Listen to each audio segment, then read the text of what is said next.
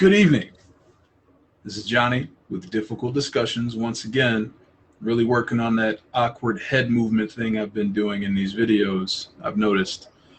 Tonight I have Vernon once again, a cherished guest, and my moderator, Stacy. We're going to be talking about guns. I'm just going to get this right out of the way right now before people stop watching. Regardless of what your opinion may be on the subject, I just want you to take an opportunity to hear what we have to say, because he and I are coming from different perspectives on the matter, and take some information from what we're saying to hopefully expand your beliefs on what you feel. You know, it's not about being right or wrong. It's about just sharing information and hopefully coming to a common ground. So, Vernon, I'll give you the floor to introduce yourself to people who may be new.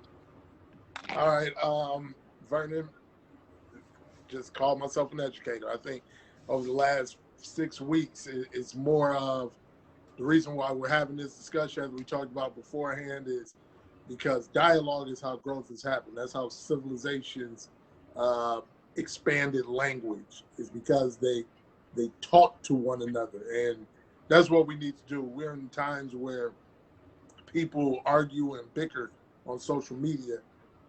If you want to know about somebody's differences, talk to them about it. But just an educator, former athlete, love being a coach, teacher, administrator, worked with kids, and like to talk about hot button topics for us all to grow.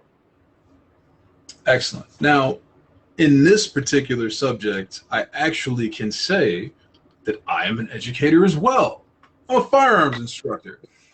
So I've actually taught some people how to shoot, taken novice shooters or non-shooters, people who were anti-gun, showed them what firearms were actually like in real life as opposed to what you see in the movies. And I'm proud to say, from my perspective, that I've converted several non-shooters to CPL-holding, firearm-wielding individuals. Now, my bias aside, I will give the floor to the moderator. Introduce yourself to the new viewers and to our returning guests. Good evening, ladies and gentlemen. I am Stacy Deering, aka Professor D, your favorite professor in the Metro Detroit Politan area with a specialty in urban politics. Greetings.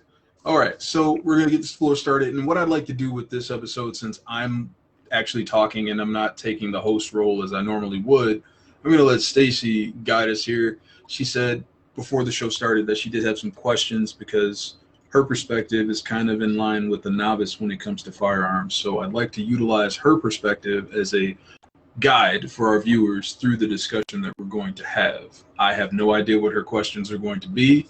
This is impartial. This is going to be fun. So feel free to start. What's your first question, and who would you like to direct it to?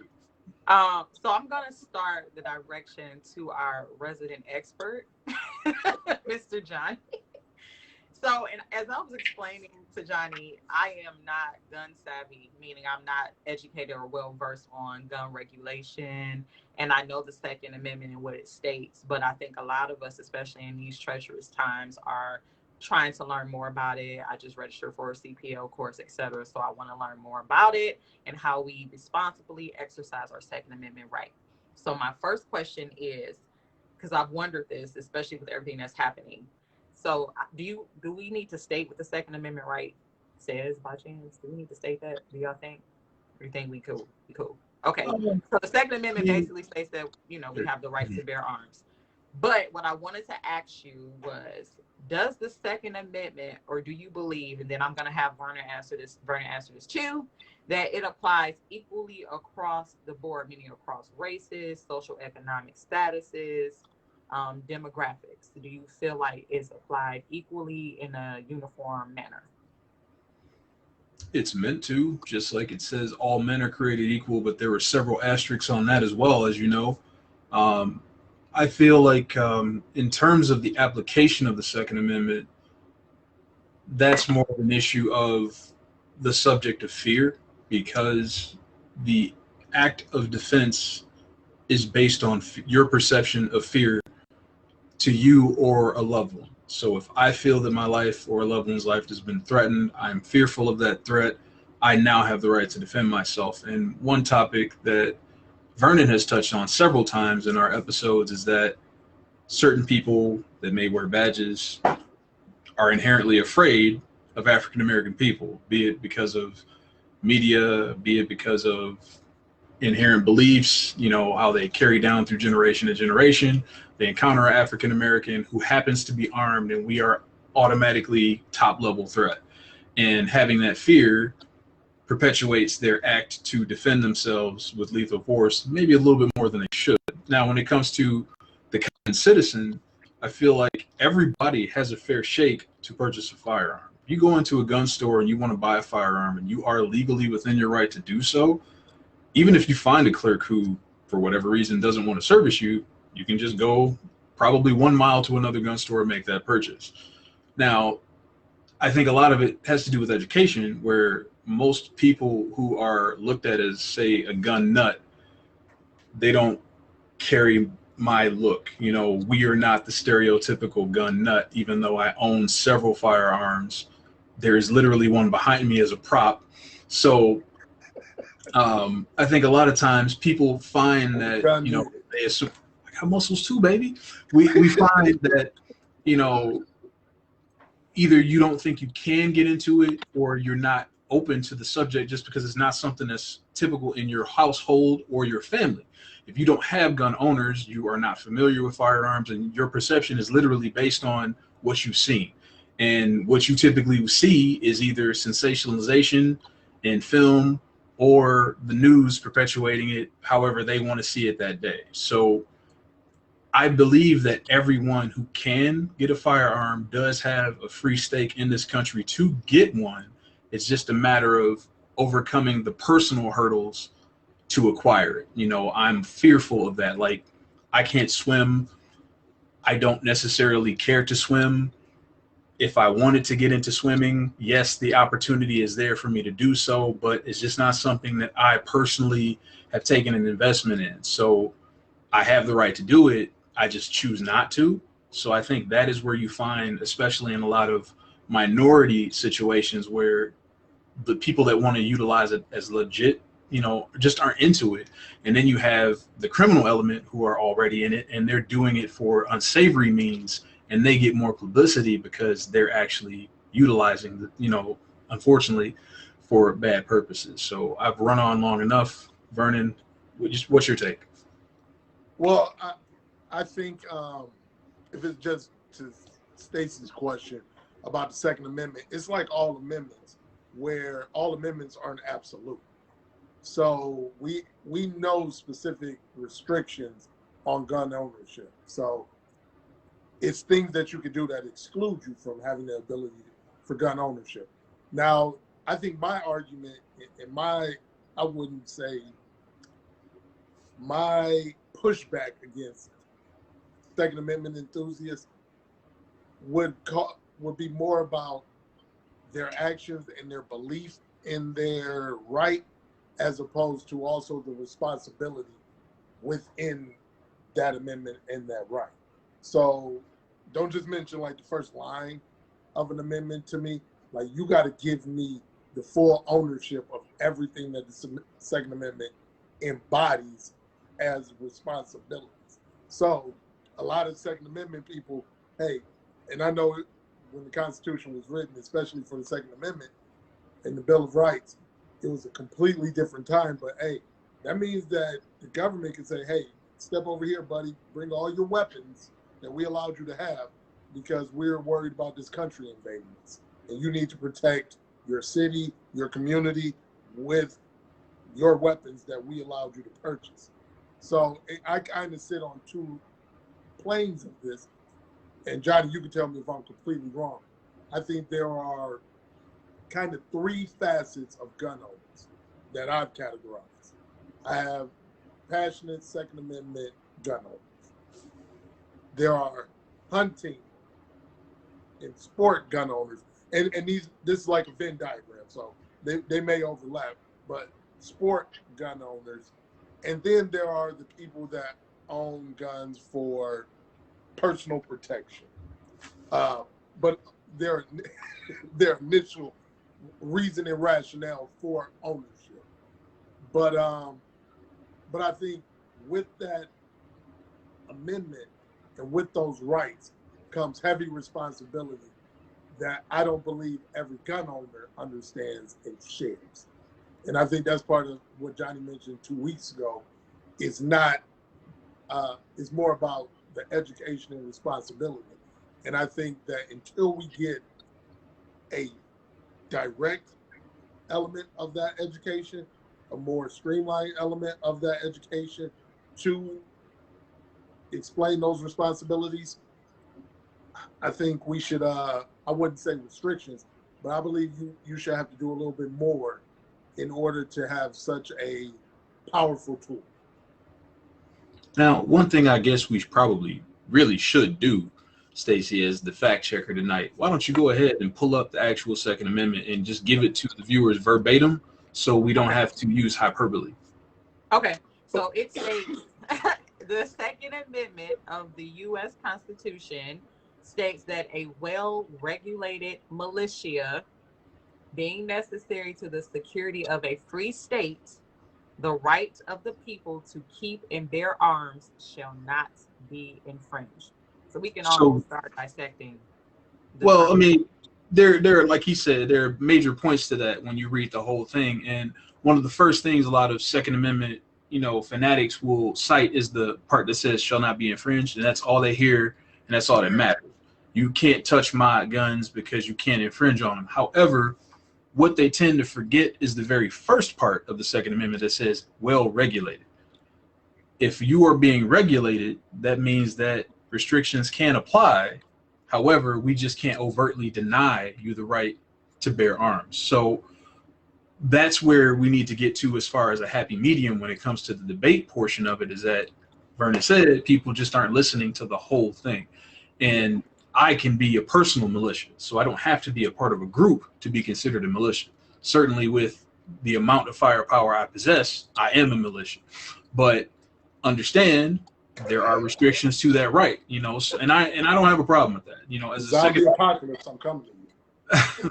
as a Second Amendment supporter, I understand the fact that there are people out here who just should not have that privilege, just like not everybody should be able to drive a vehicle. Where I can agree with Vernon as far as needing more education. For me to drive a car, I need to take a class, I need to pass the class, I need to get a license to do so.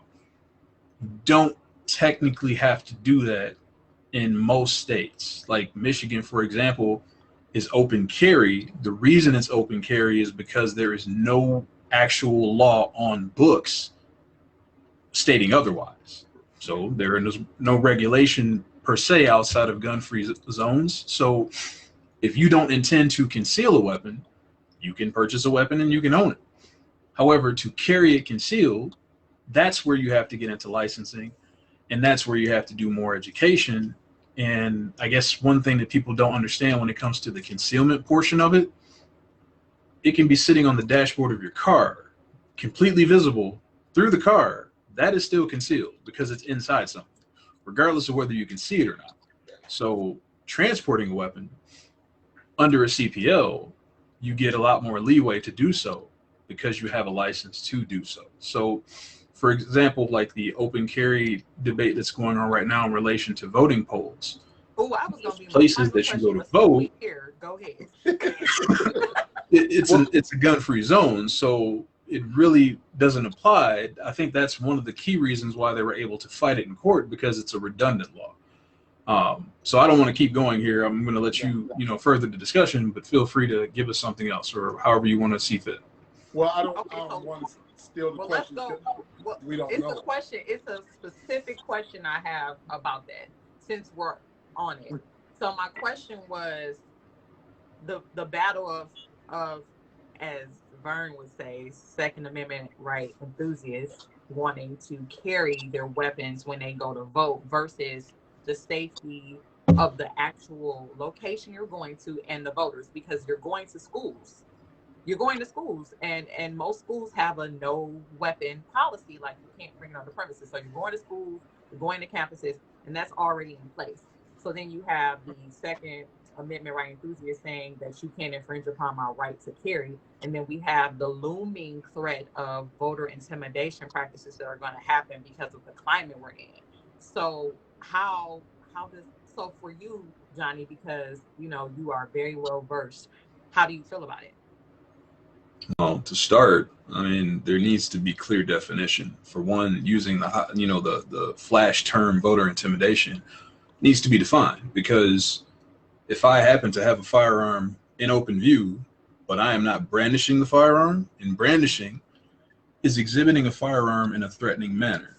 So if I'm not doing that, am I intimidating you? The very fact that I have this tool on my person should not be intimidating unless I am utilizing it in an intimidating way. So just for, say, pointing to my firearm can technically be considered brandishing because I'm exhibiting it, and typically me pointing to it is a means of threat. So again, if you had a row of people standing in line and they all had 6-shooters on their hips, they're not really intimidating anybody unless they're physically doing so. So just having the gun isn't enough to really classify intimidation. So that's my first issue with that. Secondly, and this is a debate topic, I guess you could say, but a lot of Second Amendment supporters have the belief system that an environment that's called a gun-free zone is nothing but sheep being herded together to be slaughtered. You were literally telling people who intend to do harm, here is a place where people are less likely to have weapons to defend themselves. There go. Most shootings happen in schools and churches and places where you aren't supposed to have weapons because they want to succeed. And the way to succeed is to attack the people that are least likely to fight back. So when you're in a situation where you do want to talk about intimidation and you do want to talk about the social climate, here is a situation where people are going to do something that will sway the country one way or another. And there are people that want it to go a particular way, and they're really ready to do whatever they need to do to make that happen. You are putting us in an environment where if they want to do something, we are less likely to be able to defend ourselves. So as a gun owner, I don't like the fact that I'm going into an environment where there may be someone who decides to utilize a weapon in a threatening manner, and I would have no recourse to do anything about it. So I don't really worry about intimidation. I do worry about attack. Now, I can go about my life every day and not worry about someone attacking me, but I am prepared to handle the situation if it does occur.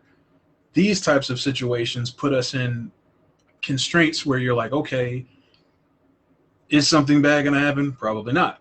In the event that something bad does happen, I'm kind of at their mercy. So hopefully nothing happens. And I don't like dealing in hope when it comes to my personal protection. I'd rather have assurances. So it's a very troubling notion to know that the news is basically advertising that these places will not be protected. You are not seeing news reports saying that we will have additional police coverage in these areas. You don't hear that. You just hear that, hey, you can't have guns here. So it's kind of troubling. I mean, I don't know if that was a direct answer to your question, but that's just how I feel about that subject. So what you think, Ern, because you're a school administrator, and I know it's definitely a gun-free zone. I'll tell you one thing, and this, it doesn't affect me now. I worked at Johnny and I's middle school where we met, and it became a K-8 building, so it was a polling station in Southfield. I had a real big issue with it becoming a polling station without specific details, and this is me as a school administrator. That building's locked down. We don't let anybody in without getting buzzed in. Nobody has access to the building without having business in the building and us allowing them into the building. But all of a sudden, on a Tuesday, 2 times in the school year, our building is just opening free game. And we were a K-8 building. And I said, that's just not safe and not savory for me. Most schools shut down, obviously, on election day. But people think about that.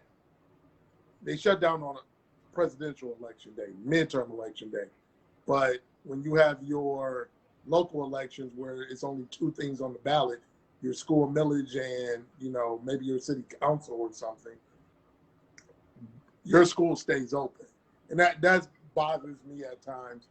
The one thing I'll say about school and protections as much, and I want everybody to hear this. Don't be that idiot that thinks you know more than you really know. Schools are not public property. They are publicly funded. Two totally different concepts. Meaning, I don't have to let you into a school. And the easiest example I explain to people is some random person off the street can't come to the school at 9 at night and say, hey, I need to use the computer real quick for some research. No, the school doesn't have to be open and accessible to you, even if you do it during the regular business time of school. So it's tough because I think we talked, or Johnny might have mentioned it, schools technically are not protected as gun-free zones. So school administrators have to use policy, and school boards have to use policies in order to kind of make them gun-free zones. I don't care how many signs you put up. People are allowed to carry at schools. You're not allowed to carry in this is where our fact check. You're not allowed to carry in courthouses, government buildings, and I believe places of worship. Other than that, everywhere else you can. If I might be wrong on places of worship, but schools are not under that exemption. But overall, where I differ in opinion is, if it is an active school day, I can let anybody in and off my property I want. It makes it real tough when you are a polling station. But I don't see a reason or rationale. I don't believe in the sheep to get slaughtered concept. But we could get into that. We got plenty of time. I don't believe that because schools are also monitored, just for every building I've worked in, by a school resource officer who is a law enforcement officer who has weapons on campus, and that's their job to protect the people on campus. Unfortunately, they don't always execute that job. But I'm not a fact checker, but I do have. We've talked about that. CPL. I hear you. That job I hear you. I have my CPL on the back of the CPL that actually details some places where you can't conceal carry. So open carry is a designation technically for what you're describing, but as far as concealed carry, you are not allowed to conceal carry in a school or school property, a child care or daycare center, place of worship, an entertainment facility seating over 1,500 people. Now, that one is kind of sketchy because, like, you take a movie theater, are they talking about each individual theater or the overall building? It's not really clearly defined. So there are restrictions out there as far as where you can and can't go with your weapon. And again, open carry is a little bit freer. Exactly. And that's because they don't really have true measures on the book in Michigan. So that's why they tried to pass that designation about open carry at the polls to stop people from doing so. Now, that's a whole nother subject in itself as far as open carry. I mean, I don't necessarily want people to know that I have my firearm. That's not their business. And it gives away an element of surprise that I have to defend myself. So I'm not a proponent of open carry. But, you know, here's what I'm saying when it comes to like the sheep thing.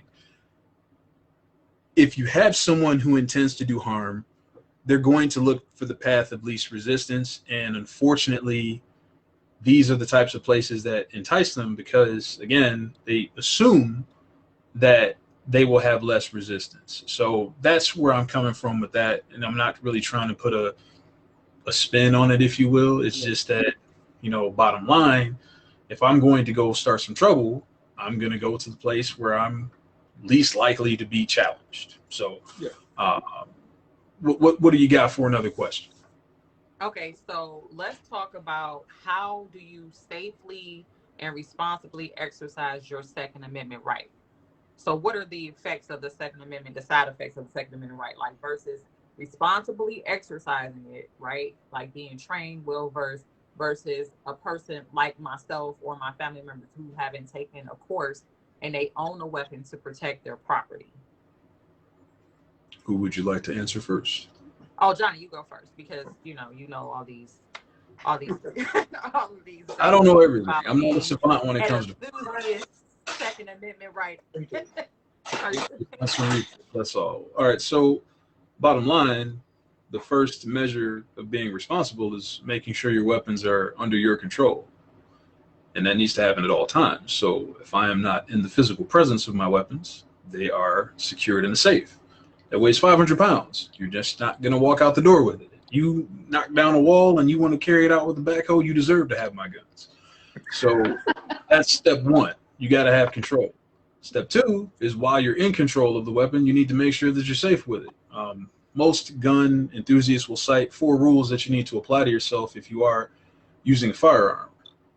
The weapon's always loaded, so you should never act on it under the assumption that it's not, like, pointing it at yourself and crazy things of that nature. You have to be aware of what's beyond your target. So what are you shooting at? If you miss, what are you likely to hit? Never put your finger on the trigger until you're ready to use it. That's one of the biggest things. And when it comes to that, that's where you get a lot of negligence. And when I say negligence, I mean where people say accidental shootings. There are no accidents. It's only negligence. A weapon, unless it is not in proper functioning order, will not fire unless the trigger is pulled.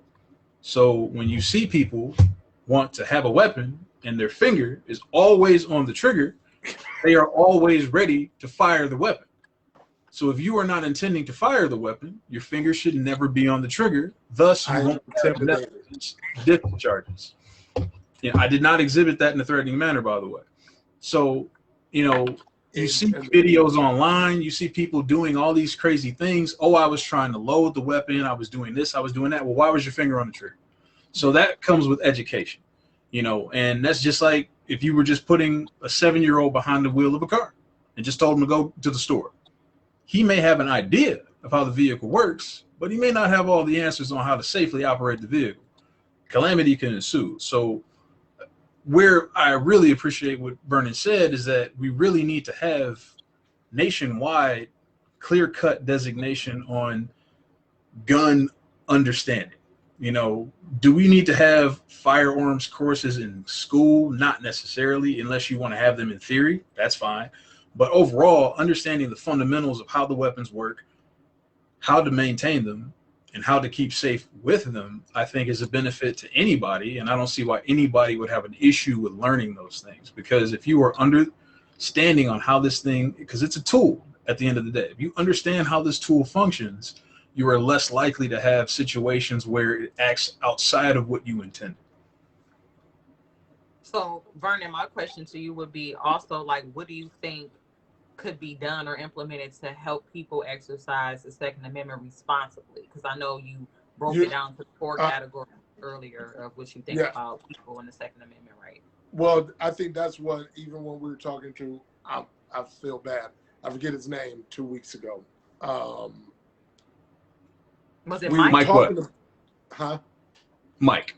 Yeah. When we're talking about anything that touches a gun, there's such pushback as if you're going to take my guns. You're going to take what I want.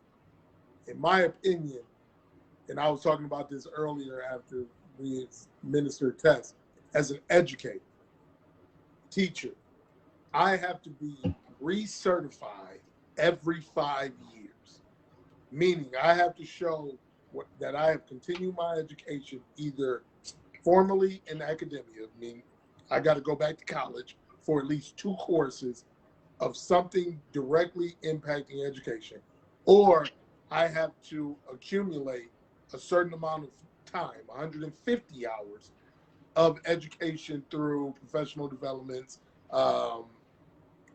or work-based professional developments. I have to continue to show that the world is changing every 5 years, and I am equipped to attack that world.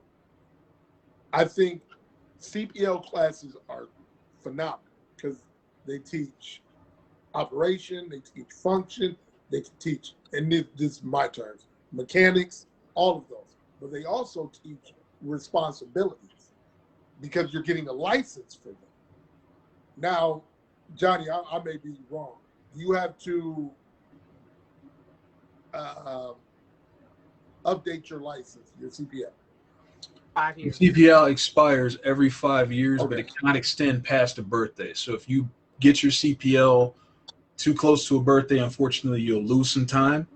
Yeah. The issue there, and I can only speak for Oakland County where I have renewed mine, is that when you go to do so, there is a set of questions on the form that asks, have you taken follow-up classes and have you gone to the range? Yeah.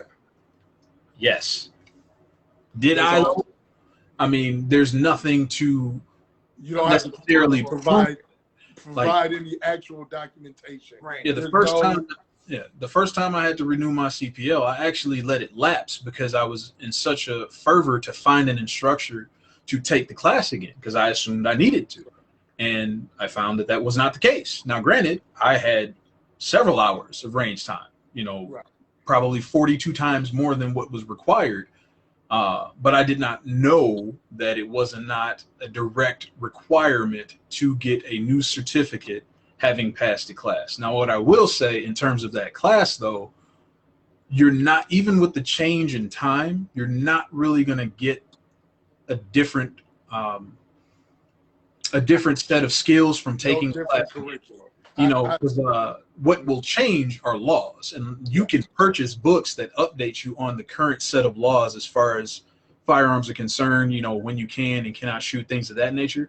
So to charge somebody money to get information you could pretty much go online or go to a library and acquire, I don't really think is necessary. So, But go ahead. I'm with that. Sorry, I understand that, but in education, if I'm a math teacher, I'm going to break this down. There have been no new math innovations in the past couple hundred years. Like Blaise Pascal is gone. He hasn't created anything new. Newton hasn't added anything to calculus, and even some content and pedagogical things about education have not really changed of servicing students and how the brain processes. But I still have to get professionally developed and show receipts for that professional development. But my issue isn't the CPL holder, and that's why I kind of categorize them. CPL holder is a different type of person. If I had to describe like my issue with guns compared to gun owners, which the threshold is pretty much you were born in a certain year and have reached that year or in the lapse. To be a gun owner, you don't have to go through half of the educational fervor to be a CPL holder. And that's where I have an issue, because you can be a gun owner and you can continue to create this artillery without the education and without any form of checkpoints of responsibility. That's my big anti-gun thing. Isn't about the educated, isn't about the responsible. It is the fact that you can have the same tool that you're saying without the same education or responsibility. So Those restrictions would really impact you as far as your movement in the home, and that's where I think you find a lot of the statistics that you cited a couple weeks ago when it comes in terms of family members and loved ones being shot by gun owners in their own home. And I think that could be attributed to the lack of education. But when you don't have a CPL, it's a lot harder to move when it comes to firearms, because if you want to purchase, you have to get a permit to purchase. You have to go to the police, tell them you want to buy a firearm. They're going to ask you a few questions and give you a piece of paper that says you can actually go buy it, to then have to go to a gun store and get a background check to verify that you are legally able to possess a firearm. So there are still some checks and balances, but granted, the education may not be there. However, again, back to the concealed carry aspect of what's considered concealed, you can't just even throw your shirt over a pistol if you don't have a CPL. It has to be fully out in view. if you have it on you. And if you get into a vehicle, it can no longer be loaded. Now, where people don't understand that is where you have negligence, and the people that do understand that are limited in their capacity of what they can and can't do with those firearms under those conditions. So unless you're walking from point A to point B, or you're riding a bicycle and it's literally like strapped to your helmet so everyone can see it, you're a lot less likely to, in the open, make those errors. And then like to hunt, you can own a weapon, but to actually use it to hunt, there are several checkpoints and things you have to get through to actually utilize it in that manner. So I do understand where you're coming from. It is quote unquote easy to buy a firearm if you just want to own a firearm. But I do agree that people do need to get a measure of education to do so. So like, for example, the CPL bar should be the start. You know, I mean, if you want to have a firearm, you should have the CPL. I mean, what's the point in having a firearm if you can't take it anywhere? You know, so I don't understand why it's not just what you need to do, because as a CPL holder, I can go into a gun store right now. If it's open, I want to buy a gun. Done. You know, there's not really much else that needs to be done because I've already proven that I have the acumen to be able to do what I want to do with it, and I'm legally able to do what I want to do with it. And the background check makes sure that nothing has changed between me getting that CPL and that day to show that I can still have it. So I don't see any reason why, like, you know, there was that rumor that they were trying to build abolishing the CPL in Michigan and just having everything, you know, concealed carry under the Second Amendment. And I'm like, that's kind of crazy because you're just literally allowing anyone to do it without any training. And I don't agree with that either. So I see what you're saying, and I do agree 100% that, you know, the bar that you need as far as a CPL holder, I think is a well-maintained measure for people that have firearms, and that should apply to anybody that's really wanting to purchase a firearm. So can you walk us through the process of purchasing a gun from a CPL holder versus a person, like you said, that doesn't have a permit and they have to go through the police station to get a permit? Can you just walk us through how that looks and what that's like, Johnny? Non-CPL holders, step one is they have to go to the police to get their permit to purchase. They're going to basically give you a loose background check at that point, and overall just ask, what are your intentions? Why are you purchasing the firearm? The CPL holder has to, step one, take the course. So the course typically is 1 day. There may be a break, or if you don't take breaks, you can probably be done in 8 hours.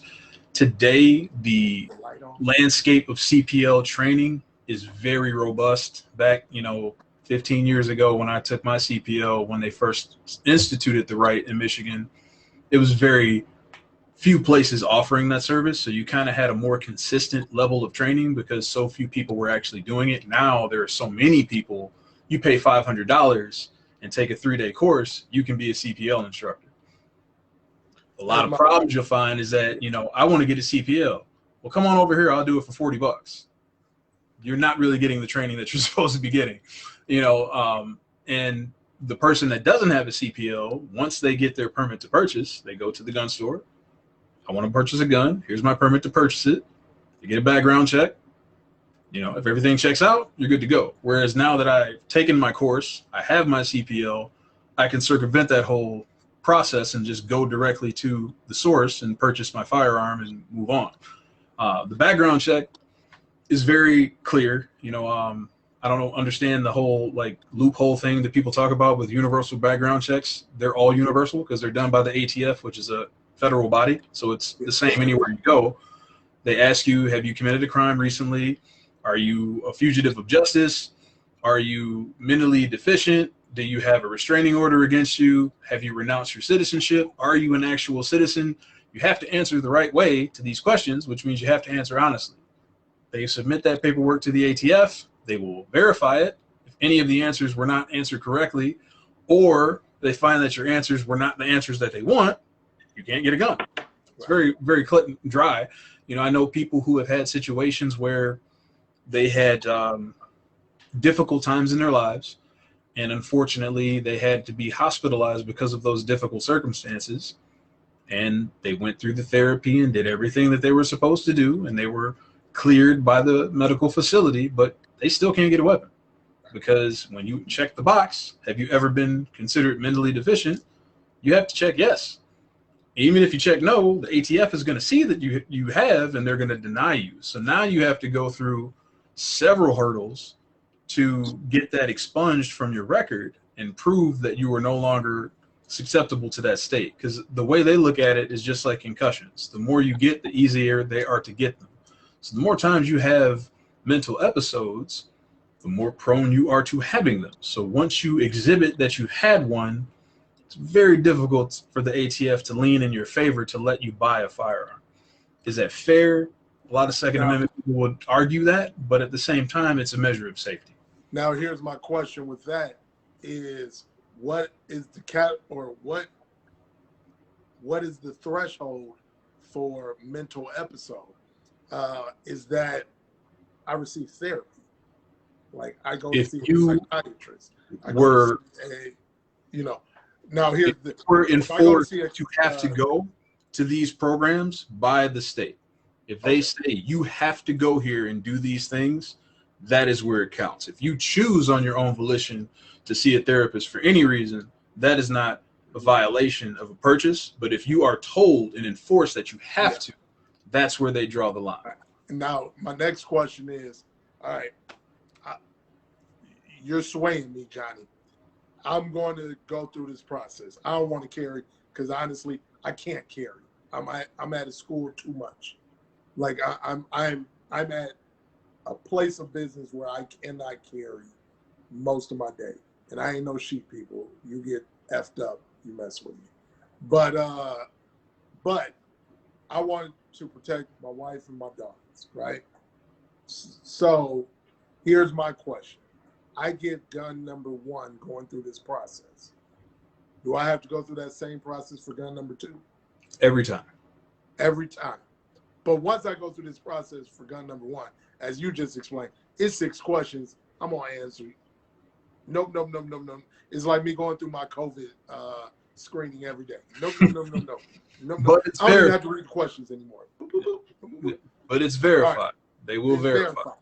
Now, there's a record of me purchasing that gun, right?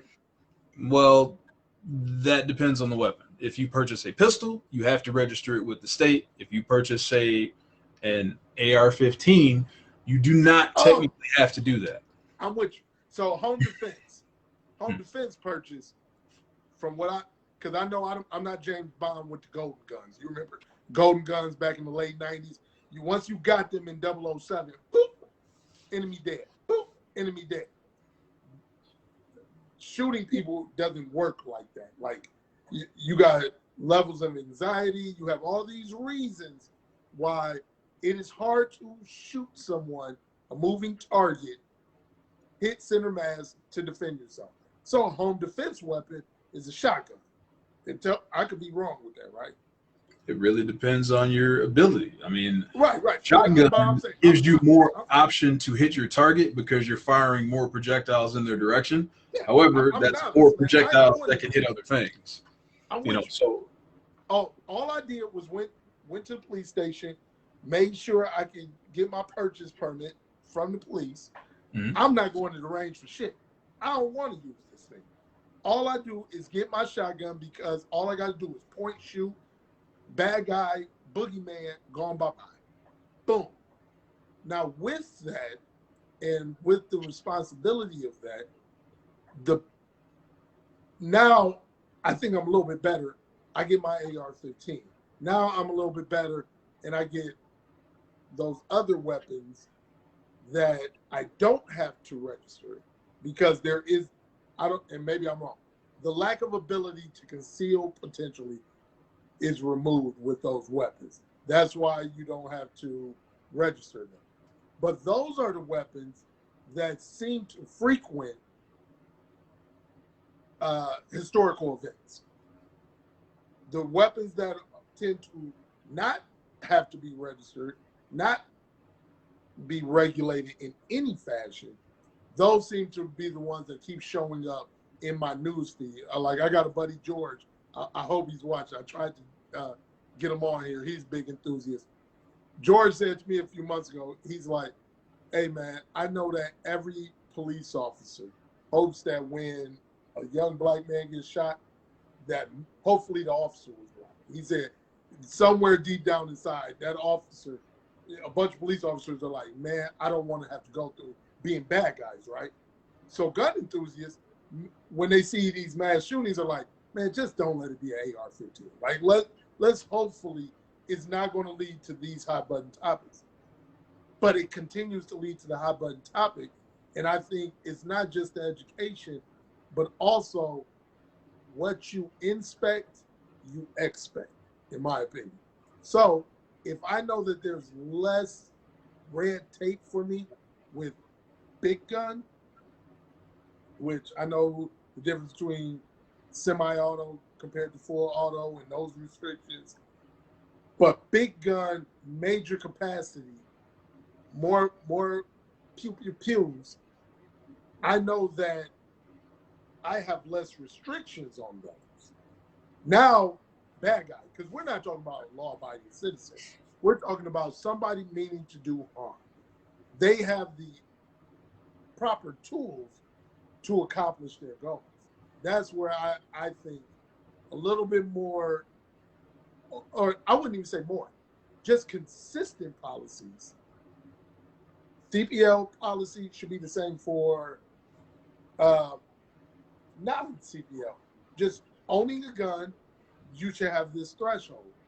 The type of gun, you should have this threshold. That's my main thing about guns. Well, the thing I have to take into account there when it comes to like rifles and whatnot, it's not necessarily the fact that the capacity is what makes them alluring. It's a more effective tool because you can shoulder the weapon, and under shouldering the weapon, you have more accuracy. So, as a hunter or military, self-defense, what have you, you are more likely to hit your target. Now, when it comes to like mass shootings and the like, you know, an AR-15 that barely functions still goes for about $700. You can buy 2 to 3 pistols for that. Right. So you have to register a pistol, of course. But here's the thing, you know, we talk about AR-15s, AK-47s, and how they're incredibly destructive. There is no definition. The only thing that designates a rifle technically as a rifle is the fact that it has a stock and it can be shouldered. If it's shoulderable, it has to have a barrel of a certain length. Now, I have a pistol. Let's say that that pistol has a magazine that holds 33 rounds, and I can keep 1 round in the chamber. That means I have a pistol that holds 34 rounds. I have a CPL. I can go anywhere with that pistol on my person where no one would be none the wiser that I have it. If I intended to do something bad, I can walk into a crowd of people and exercise that weapon with no one understanding what's going on and conceal the weapon again before anyone realizes who fired the first round and go on my way. So again, we are talking about tools. Tools are not good or evil. It's the person wielding them that are. And we can make these thresholds as far as how weapons are regulated, but that's only going to be a measure for people who tend to use that tool. So if you make, say, the AR-15 more difficult to acquire, or outright say you cannot have them, I'm going to move on to the next tool. The weapon that's behind me, that is a pistol.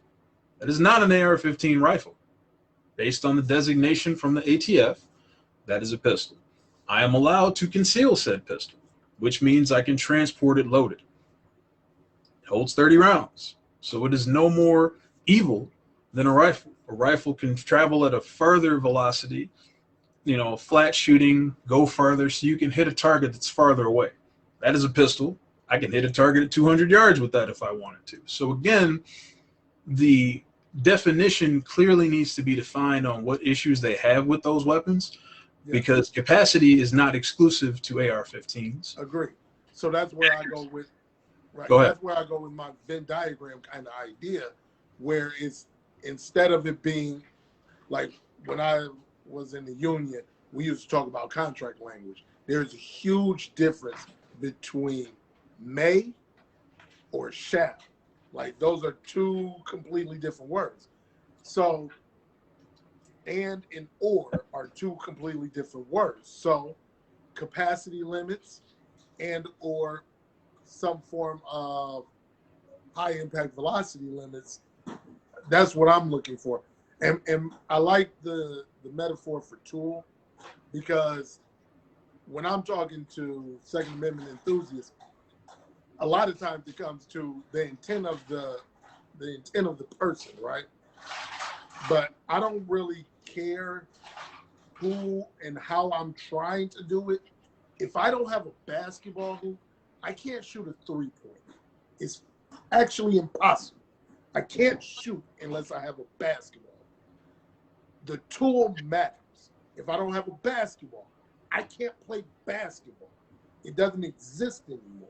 So, well, it does exist. You're just being told you can't use it. So you're Right. still making the choice to not shoot that basket and not erect a hoop wherever you choose to see fit. And the issue when it comes to the gun debate is telling me, someone who intends to follow the law, that I am not allowed to have a tool and I choose to abide by that law, in no way protects me from someone who decides that they're going to go against said law and still utilize it. Because we're not Right. talking about a situation where you wave a magic wand, firearms don't exist. You Right. know, I just said No. you can't have an AR-15, they don't exist anymore. Oh, they still exist. There's a black market that exists, and the people that intend to do harm with them are still going to be able to acquire them. So now you've put me in a scenario where I'm potentially outgunned by the people who are choosing not to follow the laws, because criminals, by definition, don't follow the law. So, you know, But to have a capacity limit, that just means I need to reload. Now, that revolver that I picked up at the earlier portion of this video, it takes a lot longer to reload that than it does a semi-automatic weapon. So based on the logic you're using, maybe we shouldn't have magazines.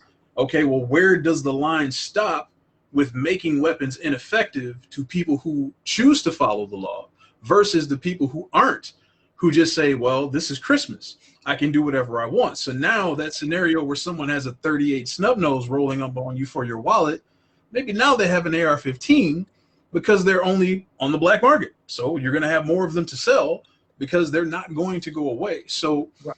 you know, but you now take my- the rifle. I'm just going to give you one more because you have great points, and I just want to try to get in Yeah. an effective measure to those points. The rifle is not a unilaterally usable weapon. It is not effective in most situations because typically what you're going to fire at will not be strong enough to stop it. So if I'm in my house, which I am right now, and let's just say someone decided to break in right at this moment, which you did categorize 2 weeks ago as not going to likely happen because people will do it while I'm not here. But regardless, let's say I stayed home from work and I was asleep on my couch. Right. I'm going to grab my AR-15 because if I plug them and odds are I'm going to hit them, the bullet may keep going. And like I said, those rules that we have to abide by mean you have to be aware of what's beyond your target. So a rifle is really only going to be effective at distance. It has high velocity, which means you can hit a target from further away and still enact enough power to stop the target. Pistols, shotguns, like you said yourself, are much more effective in close range situations. So when we fight this good fight against the rifle to get it off the street, it's not that lives are going to be saved. People are going to start using more effective weapons to do what they intend to do, because it is a lot easier to cause damage to a crowd with a shotgun than it is with a rifle. So it's not that you're necessarily saving lives by regulating this weapon. You're just changing the method of the tool that they are going to choose to use. So, you know, case in point, like I said, that pistol that's behind me, 30-round magazine. Well, you can only have a 15-round magazine in it. Okay, I have to reload. You can only have a 10-round magazine in it. Okay, I have to reload more. You're not saving lives, because if one person is killed by that weapon, that person didn't get saved by your law. So basically what you're saying is that person's life was not really that important unless it gets to the mass number. We saved the fifth person that would have been shot by that weapon. And I don't find that as acceptable. If you're trying to pass measures to stem these situations, we need to figure out measures that are actually going to be effective to save lives, period. Not just make it more difficult to take the life, because we'll always find a way. You can take every gun on the street off the market. What's going to happen? People are going to start using IEDs. What do they do in France? They take vans and drive them into crowds of people because they can't buy guns. So we're not focusing on the true issue when it comes to violence. We're putting a prefix in front of it that says gun violence. We need to solve gun. We need to stop violence, because if we don't have the tool, if it doesn't exist, I can't make that basket. I'm going to throw a football instead. Right. I like that, but this is where I'm gonna push back. So when you mention like France, you got to show me something statistically significant that shows that somebody driving the car into a crowd is something that needs to be addressed, and then I guarantee now we can address that. I think that's the whole purpose of government. We hire people not to make rules and not make laws that eliminate and eradicate things from happening, but to make sure that we don't see them as frequently or their impact isn't as great. That's why we make laws. That's why we make rules. So it's never going to be, it's just like vaccines. When we're talking to people about COVID-19 and they're like, well, vaccines are only 40% effective, blah, blah, blah. Okay, well, we didn't say we were going to eliminate it. We didn't say this was smallpox or polio in its first year. We said that we are going to find ways to minimize it so that we can control it. And but you won't, though. That's my problem, is you won't. Right. By taking that rifle from me, I still have that pistol behind me. Take that pistol from me, I still have something else. But, you know? but nobody, but that's my thing is, again, I'm going back to it. I think it is a combination of education and if anything, paperwork. That doesn't stop anybody from just getting one. No matter what, I can carry my gun without a CPL. I'm breaking the law. I'm a bad guy. So just because there's CPL restrictions doesn't guarantee that everybody that is wearing a shirt over their pistol and things like that are doing those things. I love my dad to death. He passed away in 2004. I still remember old school player. My dad had a little pea shooter in his Crown Royal bag that sat in his glove box. Old school player from Mobile, Alabama that was in the Army. He had his little pea shooter that was in his Crown Royal bag in the glove box. One time, there was a little traffic situation. I was riding with him, and he got so nervous that it was the first time I ever saw him like reach in there to grab his pistol and like, hey, if this guy don't keep playing games with me, I'm gonna have to use this. I'm good with that. Like, I understand it. That's why I said personal protection is one thing. But now here's my argument against it. Part math mind. You're not going to explain to me how these random potential situations are a great defense for why we can't do anything just to make more responsible decisions. I'm not saying take away anything. I'm just saying that if you do something, we need to have records of it. If you purchase something, there needs to be records of it. And like you said, hey, you bring it down to a capacity of 10 and I got to reload, okay, that's fine. I'm just making sure that there is some type of responsibility in reloading. I'm making sure that there's some type of responsibility in the usage. And I could be completely wrong on this. 30 rounds. You can't have an automatic weapon. Everything at most is semi-auto, right? By law. You can have a fully automatic weapon if you acquire a Class 3 permit to do so. Okay. Class 3 weapons would be fully auto explosive devices. Nonsense that they typically wouldn't let you have, but if you have a valid reason to get it, you can get it. Right. So my piece is this: if I am Joe Hero and I have all this responsibility, I know how to use my weapon. God damn it, what does 30 rounds mean? Like, if one person walks through my door trying to harm my family, okay, I drop 10 in them, I drop 30 in them. No matter what, if I'm effective, I've done my job. You just haven't limited what I need to do. But there's been way too many mass shootings at places that are not gun-free zones where I question, okay, when a guy goes through a Walmart in Texas where it is a place where people can have their weapons, and not to say it like this, Texans say they do it better, then how come that young man is still alive and only takes his own life compared to some of these, there's no disrespect, these 007 heroes, these Call of Duty heroes that if fucking boots meet the sand, they ready to get down. Because I got one of my best friends that's been 20 years in the United States Army. And no matter what people say, until you got to start pumping rounds into people, until those bullets start flying, and I got police officers that say, you don't know what the fuck is happening. So if I'm telling people in one episode of Difficult Discussions that police need to gauge their responsibility and be more responsible, how the hell do I expect Samantha next door to me with her fucking pistol to do the same thing just because I walk over there because my kids dropped their ball in their backyard? Irresponsibility is irresponsibility. But she can't shoot me and make a bad decision if she doesn't have the tool to make a bad decision.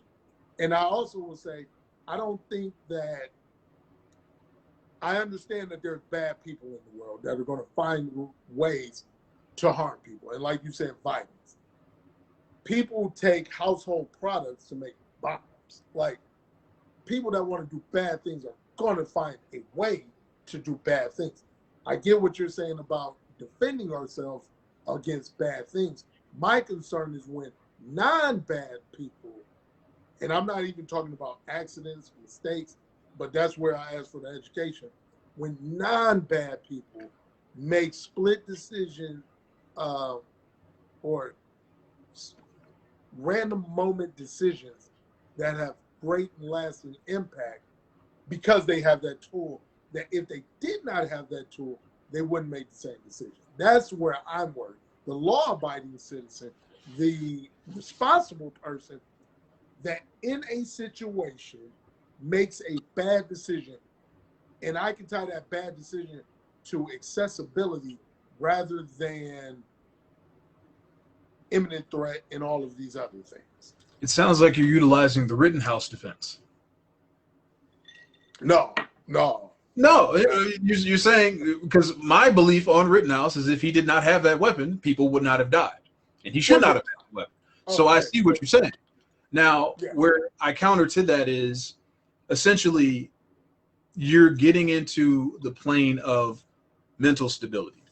I am a firearms owner. I have several firearms. I purchased them legally. I'm within my right to have them.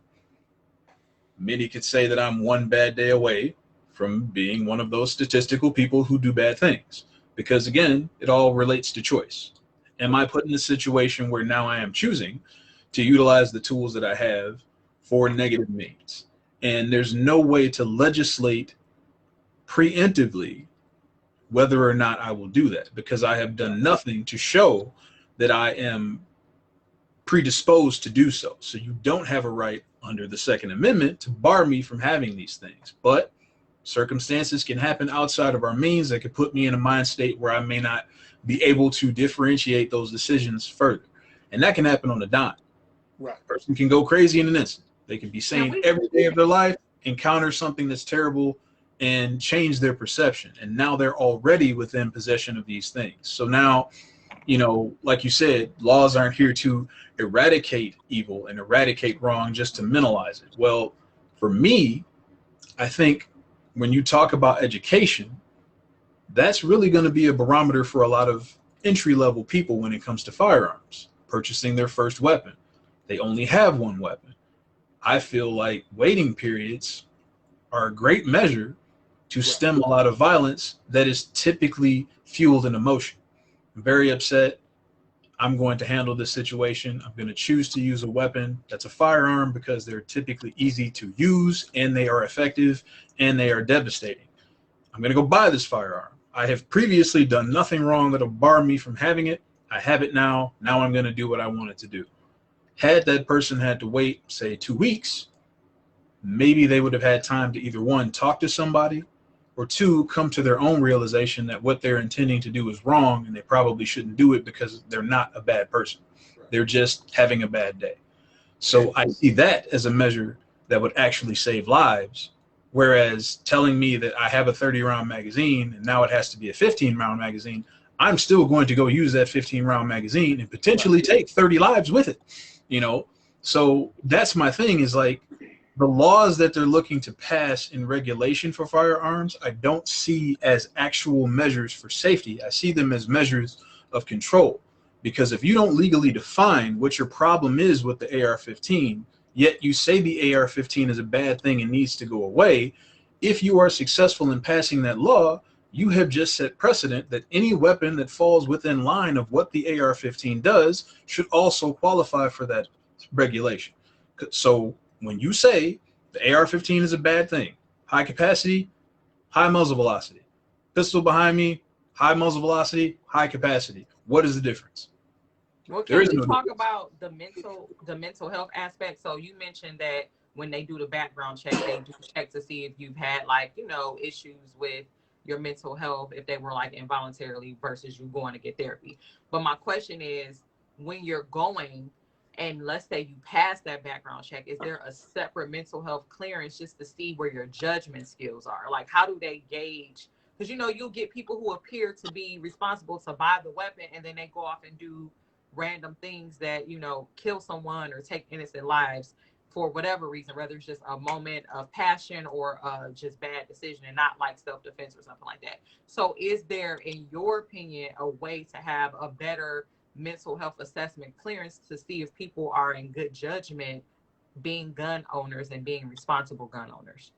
The issue I have with that is that's a slippery slope, because you do have some states that have laws that are basically called red flag laws. So red flag law would be Johnny's at work.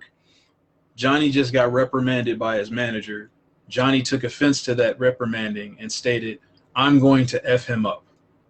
Now, someone who heard that can call the police and said, Johnny said he's going to harm someone, and I'm pretty sure he owns firearms. That is all the police would need then to go to my home and disarm me. Now, some would say that's a victory because they stopped me from doing what I wanted to do. Well, some other people would say Johnny was just talking shit because he was upset and had no intention of actually doing it, and now he's been legally disarmed, and that is dangerous. So I don't think that there is an effective 10 to 15 questionnaire that they could ask you at a gun counter to say, you're okay, you can have that firearm. Because at the end of the day, I'm going to learn what the questions are, and I'm going to answer and let you know what you want to hear. So I'm not necessarily going to answer those honestly, and there's no way real time to gauge outside of what, a lie detector test to know that I'm being truthful, and even those aren't admissible in court because they're not ironclad.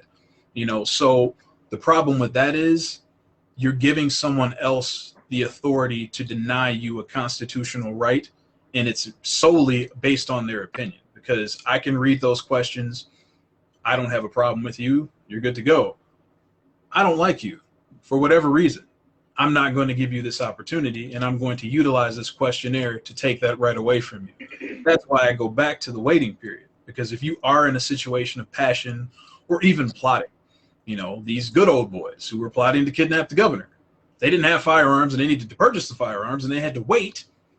That may be enough time for at least one or two of them to say, you know what, I don't really want to do this. You know, and that's enough to potentially save a life. So the waiting period is impartial.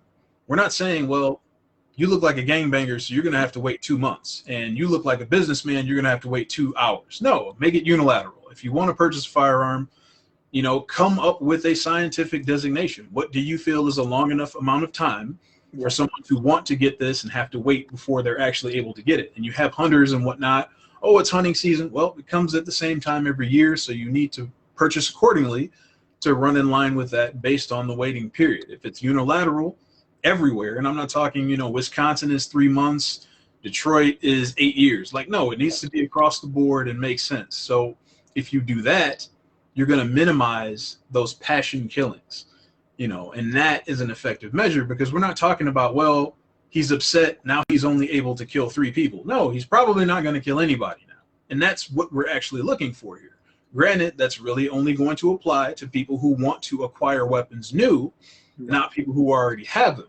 But again, as he said, this is not a measure to eradicate, it's a measure to minimize. And I think here you're actually effectively doing so without either one, prejudice, or two, preemptively taking rights away from someone who actually hasn't done anything wrong. Because, I'm just going to say this, I'm not a proud boy. I'm not plotting against the governor, but having thoughts about doing something that's bad in the United States of America is not against the law. It's when you apply that thought as a threat or an action where you have done something wrong. So you can think all the terrible things you want to think. It's still up to you to choose to act on them. Right. So when you take the people that already have firearms, now you ask the question, what do you do? Because I don't have to do a questionnaire before I go into my gun safe to grab a weapon before I leave the house every day. What measures can we do as a society to maintain order to people who already have them? Because weapons are already permeated in our society. Every American, statistically, and you can fact check this if you want, but I'm pretty sure every American technically owns like 2 weapons based on the amount of weapons that are in each household versus the population. So it's almost across the entire board where weapons could be. So what do we do to stem that? Do you have situations where now every 3 months I have to go in and do a psych eval? Right. And what if the day I decide to go in, what if I was late, caught in traffic, got cut off, and I'm just not in a good mood? Is that enough for a doctor to say, we're going to take your guns away? It's a very difficult thing. In this country, you have to do something wrong to be punished for it. They can't punish you before you've done something wrong. So that's where you get the ebb and flow when it comes to the gun debate. I have the potential to do bad things, but I have not done bad things. Right. So you cannot treat me like a criminal because you just don't want me to do bad things, because that could put me in a mental state to make me want to do bad things. So I like your example, Johnny, especially about, I like the timeline thing, because someone gets fired, someone goes through something, and it's just like wellness check from police officers. Anybody, Karens out there in the world, can call for a wellness check. That's why I would say anybody worried about going to the polls next week and having the good old boy standing there with his pistol, hey, we can pull Karens in reverse. Call the police, say you don't feel comfortable, whatever. Cops just gonna come there, not gonna have anything to do. Other than if you're in Detroit or a major populous city, hey, that's up to them to determine what the threat is. It's not up to you. It's like calling CPS as an educator. I call CPS. If nothing comes out of it, that's not on me. I just need to report it. But moving past that, I think the one thing about, like you're saying, disarming someone based upon a potential threat from their eyes, I do also think that comes from a level of reporting and, I don't want to say defunding police, but reallocating resources to, that's not a big burden. If I don't have to drive around doing nothing, checking for speeding on 275, if I have to be the person that regulates, potential threats because of emotional anxiety and things like that. One thing we do in education right now, I promise you, people out there on Facebook, the number one thing your administrators, especially high school administrators, are talking about are kids' mental health. That's like the number one hot button topic for the last 3 years in Oakland County administrative circles, is how to deal with anxiety, depression, kids' mental health. Therefore, if that's such a big issue with teenagers, all right, let's move down the line 5 years. They're 23 now. Did we solve that problem? No. So we need to put things in place to help out people with mental health and things like that. And that's when I go back to the tool possibility is somebody with mental health issues, even if not mandated by the state to receive certain services, if they have the tool possible, they can make those bad decisions. But it's I'll kind of be faster with this. It goes down to 2 things, especially when I look at tragic situations. And when I look at those situations in gun ownership, I kind of err on the side of somebody that wants to cause mass destruction and wants to harm a lot of people and things like that. Their ability to have these weapons, even first-time offenders, needs to be scrutinized to the point where you know where potential threats are. I'm not saying me or you. I'm talking about law enforcement and things like that. We know who potential threats are, so that even if bad guys do bad guy things, the judicial system can operate in a capacity that represents the spirit of them being in that certain phase. But I'll go back to the other piece. So I had a former student. She shows up in a lot of the kind of Black Lives Matter collages. Renisha McBride. She was a student at Southfield High School. Then she went to our alternative school. This is about 5 or 6 years ago. Her car broke down. I believe it was in Dearborn Heights or somewhere.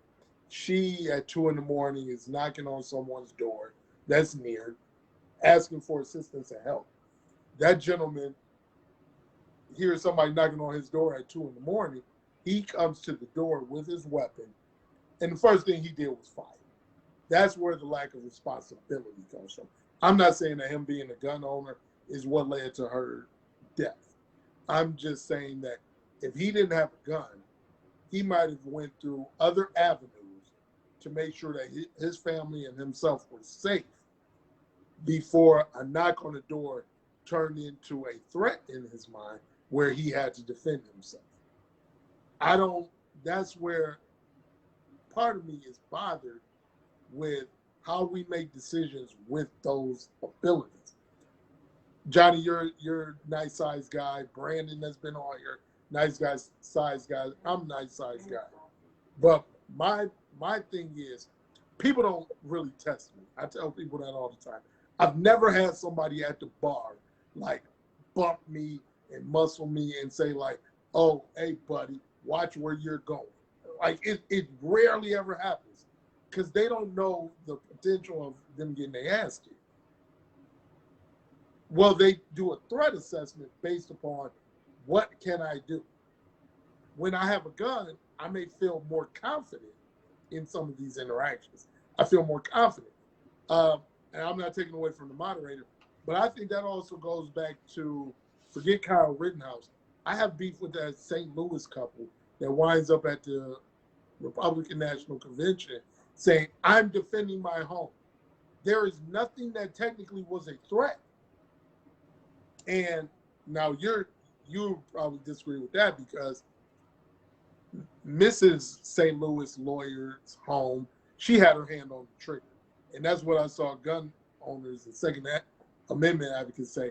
That's where the biggest problem is. You shouldn't have your finger on the trigger unless you're going to use it. Well, when those protesters are walking through, if they don't have these weapons, guess where they're going to stay? They're going to stay their ass at home. And if something happens, they're going to call police. And that's where tying in some things. If we really trust and support police, then let's fucking trust and support police out there, people. Then that means when you call police, they're going to respond and do their job, right? So why would you worry about those things? But that's just my kind of side note. So y'all, Brandon has a question that's really interesting. So I'm gonna ask y'all. His question is, how do you feel about prior military?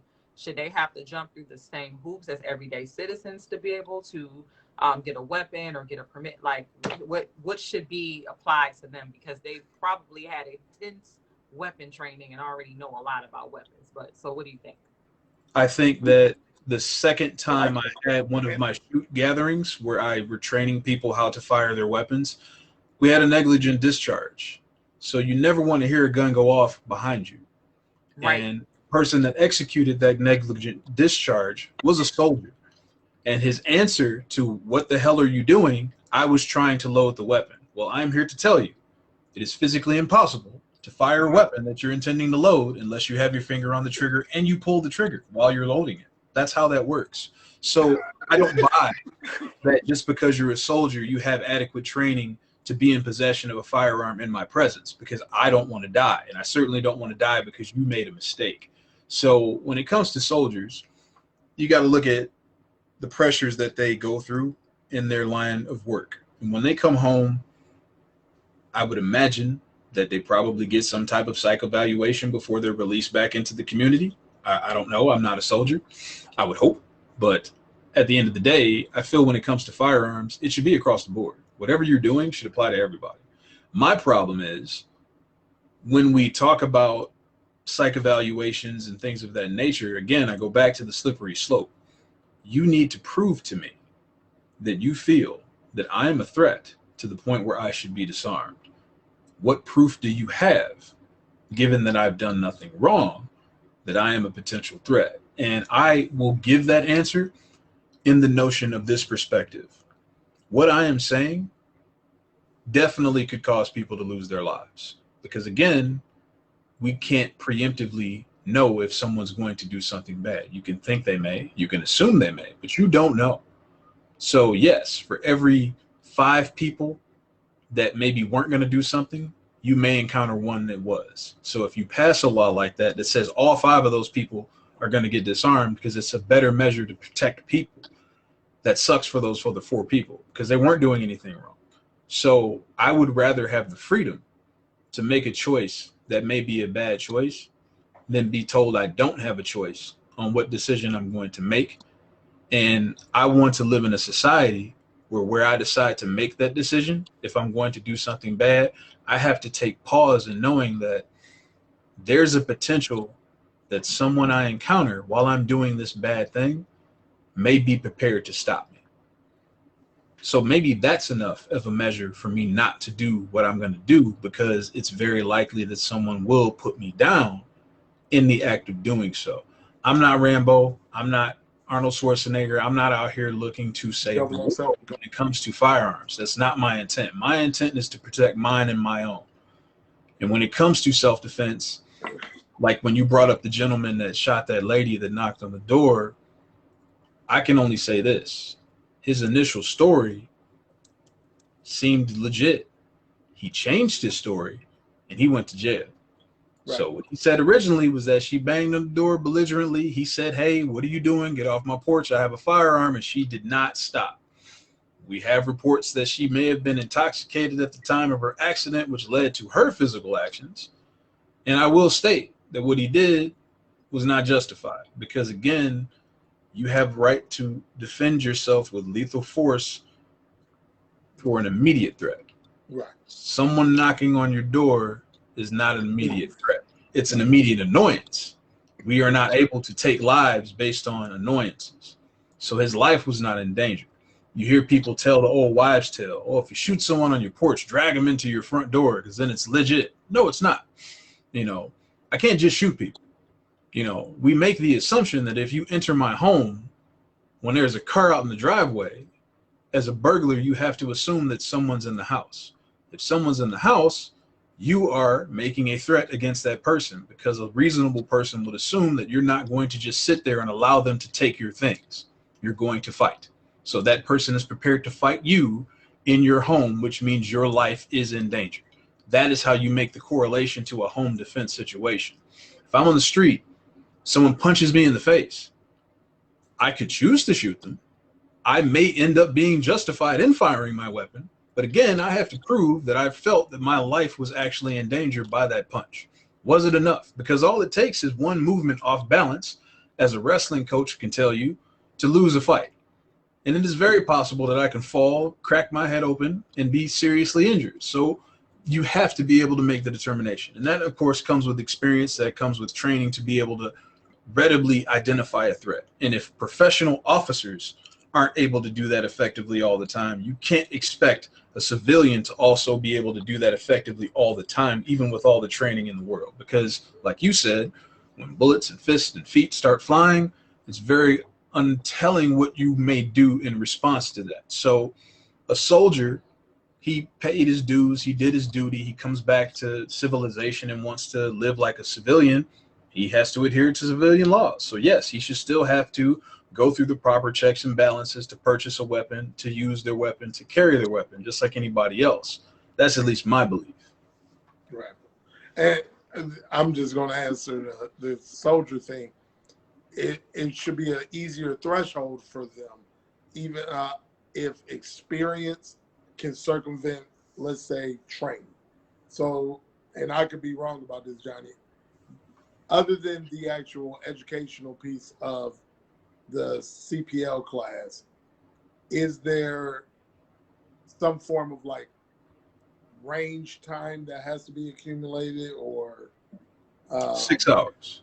Okay, so I would say for a soldier, we can watch the 6 hours, which is such a low threshold.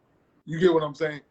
So I agree with, yeah, they may not have to go through all the hurdles, but the hurdles should be directly aligned with their experience. Mental health is a hurdle that's not aligned with their experience. Criminal background check and duration of time, as Johnny said, neither one of those aligns with your military experience. The only thing that should give you credit for that experience is the actual mechanics of operating the firearm. But I will also say this, which I think all laws are based upon the premise of, and regulations, I shouldn't say laws, but regulations are based on the premise of creating it for the law-abiding individual, not the criminal that's going to choose any reason. Like I said, we can make a bomb, we can make anything out of homemade cleaning solutions and things like that. We can Google some of these things that can cause a lot of harm. My main thing is putting or removing the opportunity for people to have things irresponsible. And as long as it's responsible, I don't have a differing opinion, because I have too many people I know with personal anecdotes. I have another former student who had a love interest that became abusive, that stalked her, all of these things. And one time, the domestic violence and physical violence was to the point where when she had a restraining order, everything. When he came to her household and the same things were happening, that young lady defended herself. He's no longer with us. She's with us. I don't want to take away that ability for people. But that anecdote isn't the same as my student whose grandfather took his own life with their home defense weapon last week. Like, that's not the same as the individual who shot another one of my former students, his wife, because the day before his house was broken, or there were break-ins in the neighborhood. So his anxiety level was up. And he has a home defense weapon, and his wife got up in the middle of the night. He doesn't know what's going on. He takes her life. That's a tragedy, which is so tough to balance those things. So I understand on each level of gun ownership. My main thing is all of those situations I'm talking about are law-abiding citizens. Only 33% of those anecdotes I just said was actually using the weapon for home defense and personal defense. My barber, my hairstylist, people that work in the cash industries, please have your personal defense weapon, because you're kind of a moving target. Like, people know you have large amounts of cash, things like that. I'm not denying those abilities, but I think that's the spirit of when we're looking at our current Second Amendment rights, not how the founding fathers created it. Our current Second Amendment rights to protect myself and my family. That's the element that it's talking about, not about the collection of things that even exceed what I can physically use at one moment. Like, I think that's another part that I don't want to say bothers me. If I can't physically use it all at one moment, then I don't understand the need. So what you're saying is that you think that people that own more than 2 weapons are, say, overreaching? Because I can't shoot more than 2 weapons at once. I haven't figured that out yet. Correct. I don't. I'm on a tread lightly on saying overreaching, but what I will say is there should be a threshold where it goes outside of personal defense, home defense, sport. There's got to be a threshold in there somewhere. And I'm talking about, I used to love going to my Uncle Howard's house in Mobile, and he moved back the mirror from his bar, and I would see all of these guns. That's cool. That's cute. It's a collection. I don't understand the necessity of it. And I can explain that for you easily. It's not necessarily about a necessity. It's a want. Now, yeah, right. The amount of weapons I own, I'm not really sure if I should really specify for the uses of this video. But just know, me and my family coming to your crib during the zombie apocalypse. The amount of weapons I own in terms of volume also vary in terms of quality. The weapons I own serve specific purposes. They are good at certain things that they may not be good at others. When people ask me the question, Johnny, I can buy a firearm. I can only get one firearm. Which firearm should I get? The way I break that down to you is, what do you plan on using it for?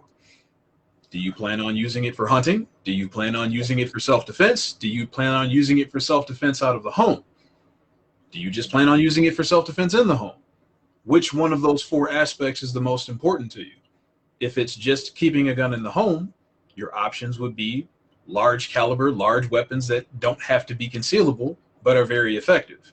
If my measure is to carry a weapon, I have to go with something that's easily concealable. If I plan on just hunting, I have to go with something that has the muzzle velocity to effectively, humanely take out the target.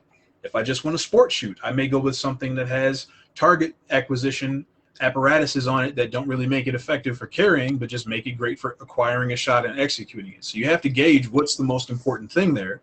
And then what if I gave you 2 of each of those? What if I what? What if I gave you, you're legally allowed to own 2 of each of those categories that you just explained? Well, that's what I was going to say. You take your second choice of those 4 options, you put that in there, then your third, then your fourth. The fourth one you're not really going to focus on at all. So the first choice of whatever 4 that is has to be the most specific to the gun's capability. The second choice is where you're going to refine that weapon. And then the third is what it can possibly still get away with doing. So if I need to have a carry weapon, I'm going to get a pistol that I can conceal. That is the highest caliber that I can control. So if I want to, I can use it in my house. I can use it on my person. I can use it for sport at a range, but it may not be effective for hunting, but I don't plan on hunting. So my weapons, where I have many, all serve a specific purpose. And that purpose may literally just be, I really like that gun, so I want to own it. But typically, they serve a purpose in a specific scenario where if something was to happen or I needed a weapon for a particular circumstance, I'm going to choose this one because it's the most effective for what I plan on using it for. So to have a threshold and say, all right, Mr. Johnson, 7 is too many, 8's too many, 10's too many. We got to put a cap on this. Why? What have I done? I still have not broken any laws. My weapons have not harmed anybody. This is my hobby. I'm going to have weapons. And I've gone deep enough into the hobby where I can start to expound my notion of what these weapons are capable of and then go with the weapons that are the most effective. When I own my V8 Camaro, it has summer tires on it. It's great in the summer. It's terrible in the winter. So I can't just drive that year round. It's great for its specific purpose. So that's why I was a 2-vehicle person, because I had a vehicle that was effective in one scenario, useless in another. So I have to have something to supplant it. So I understand where you're coming from, where you hear the stories about people who have amassed an arsenal and they have way more weapons than they can utilize. Well, guess what? I'm not the only person in my home. I may have people over. that need to defend themselves. I have the means to offer that defense to my loved ones, not just myself. So it's not just a matter of he's got so many guns, he's a threat, or I should be on a special list. You want to talk about thresholds? If you own 10 weapons, you should go in a specific category where the police are monitoring you for your collection. I just feel like a lot of Second Amendment people will look at that as a measure of confiscation. You know what I have, so if you choose to take it, you know where to come to take it. They don't like that. Classification leads to confiscation. Now, where I will 100% agree with you, Vernon, tonight, where we won't have any argument whatsoever, any American citizen that wants to purchase a firearm should have to take a class first. Yeah. 100%. They should have to take a class. And I tell you this, I'll tell this story to anybody. When I took my CPO course, the person that was shooting with me in my lane owned a weapon. They brought their own pistol to the range. I'm like, oh, this guy's going to teach me what's up. He couldn't hit the target. So just owning a weapon, you're not guaranteed to be effective in using it. A lot of people buy that gun and just sit it on a mantle just like they buy a treadmill and never use it. And they're like, all right, I did my part. That's not the end of it. Getting the weapon is the third step. The first step is education and research. So where we need to change the perception of gun ownership is that you need to be responsible. I, for a long time, didn't even want to own a firearm because I considered myself a hothead. And in my younger days, I was a hothead. But when I went through the CPO course, because that's where I started as an adult. My father took me shooting as a child. That's how I got familiar with firearms. But when I decided to make the decision to purchase a firearm, I started with my CPO. I've never had to get a permit to purchase because I've never needed it.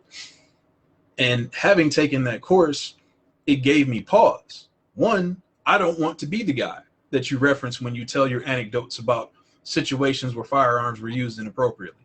I don't want to be the perfect reference to those, anecdotes.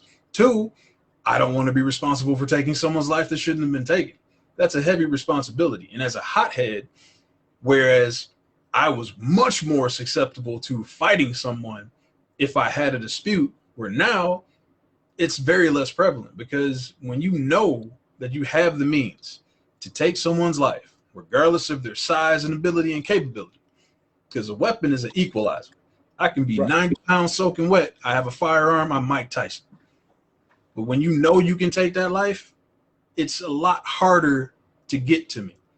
Right. Knowing that I have the capability, if I need to do so. And that is an act that you cannot take back. It is a path of no return once you take a life.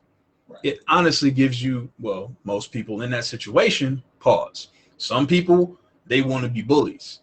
And that weapon effectively makes them a bully. So you really take what the essence is of a person, give them that tool, and now they can push who they want to be to the forefront. So if you want to be a douchebag and buy a weapon, you're going to be a bigger douchebag because you have a weapon. So again, it comes down to the person. And my problem with a lot of the legislation that wants to be passed judges people before they've done something wrong to justify it. Like, I don't feel that I should have to pay anything for car insurance until I have an accident. What am I paying for? I've done nothing wrong, but I'm being punished effectively every month for every day of my life, and I may never have an accident. So it's like, I don't want to see gun laws carry the same punishment to people who have done nothing wrong. But like education, 100%. We should all be heavily educated before you put a gun in anybody's hand. Right. But I think you just literally hit the nail on the head. That's like my comparative is something that owns great potential harm or danger, that is something that potentially could impact and affect multiple people with a bad decision or an error. I think there's greater responsibility associated with that. So going back to it, and I think this is what happens with the misinformation about politicians, is there's a difference between regulations compared to confiscation. I understand what people worry about with the slippery slope, but if I compare gun ownership, you just broke it down eloquently. You can have as many cars as you want, right? So why would I limit your guns? Well, you can have as many cars as you want. You also have to have a title for each car. You have to have insurance if you're going to use the car, and you have to have a registration if you're going to use the car. And a license to drive. Yeah, you need to have all of these things to have those cars. You just can't own them and use them at all. Now, that may lead to, if I'm just making this up, Jay Leno as a collector, I can buy the vehicle and never want to drive it, and it's a collector's item. I collect McFarlane basketball figurines. I don't need to register that. It can't do anything. Those are just toys. But anything that has an impact on our society or has the potential to do certain things, we put certain restrictions on. I'm talking about warning labels and things like that. That's just kind of a responsibility to deflect from potential lawsuits. But I think that it is not overreaching to use the same standard of expectation, the same standard of education, the same standard of, and I don't never heard people refer to anything about cars as regulation because it sounds like such a negative term, but the same form of registration process for weapons that we do cars. That's all, in my opinion, I would ask for. And if you have all of these things, all you have to do is show just cause to having these things, and with certain restrictions. You can't operate a car that, I mean, all technical purposes, somebody in their garage can create a car if they have the financial means, so and so, that moves very fast. We get what I'm saying? Like somebody can take a traditional car, rebuild the engine, do certain things to make that car move faster than the factory model. You can make all of these adjustments to weapons also, but we have a speed limit. We have all these things. So if you're doing certain things, in order for me to take my car that I've just like created the speed demon, there are places where I can still utilize the speed element, and it's all regulated. There are places, if you want to do certain things, that it should be regulated. But I'm finding it hard pressed that for home defense, for personal defense, for hunting, for all of these reasons that people continue to give me for Second Amendment enthusiasm, I don't call them fanatics, enthusiasm, where it is any infringement upon that same ability to limit in certain facets and or educate, which we don't have to continue to discuss, and or register and make it known that you have these things. It's just between you and the United States government. Now, I think the Second Amendment violation of confiscation comes if the government takes them arbitrarily and capriciously. As long as you write it into law, as long as that law is voted on, as long as that law goes through a certain process, and it's not something like an executive order, then guess what? I think that it is not a violation of your Second Amendment rights. Oh, I don't know what happened to my sound. I can hear you, but I can't hear Johnny. Johnny, I think, oh yeah, that's your sound. Johnny, we can't hear you. Adjust your mic. All I get is static. Yeah, that's all I'm hearing too, like when the TV go black and white. That must mean I dropped the mic. Stacy, the mic is dropped. I won. Is that Amanda cracking up in the background? We still have the technical difficulties, Johnny. You got to get the mic. I don't know what's going on. Muted myself in it. Try to mute yourself and start over, Johnny. Yeah. But why are you doing that to try to drown out the static?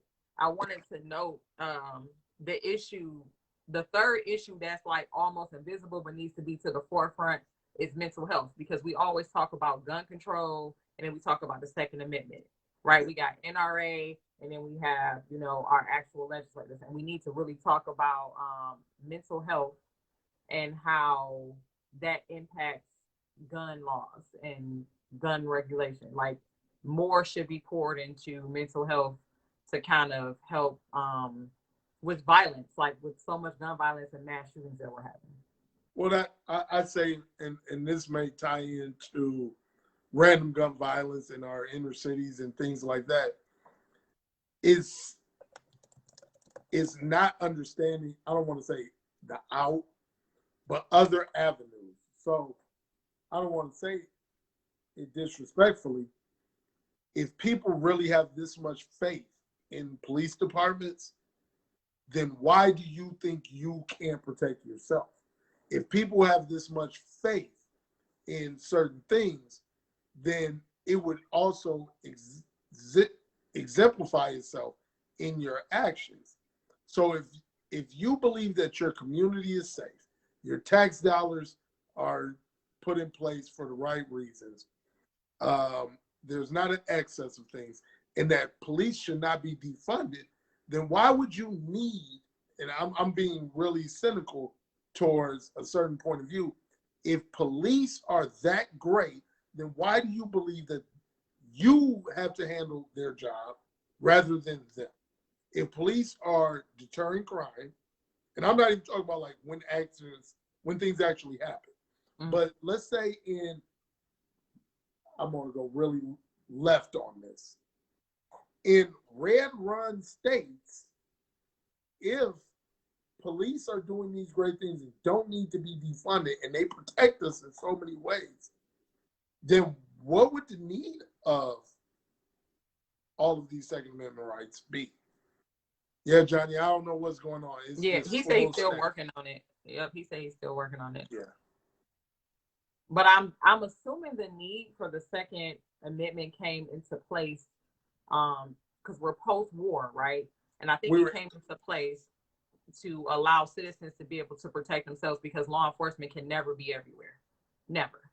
But that's where, and I could be wrong, the Second Amendment was put in place so that and I'm going back 220 years. Right. We're going back to like 1789. 30 years, yeah. Yeah.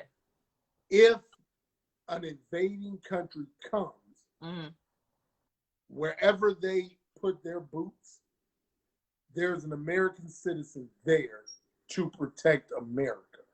Right. With the same amount of defense mechanism as the military. That's why it's put in place. Right.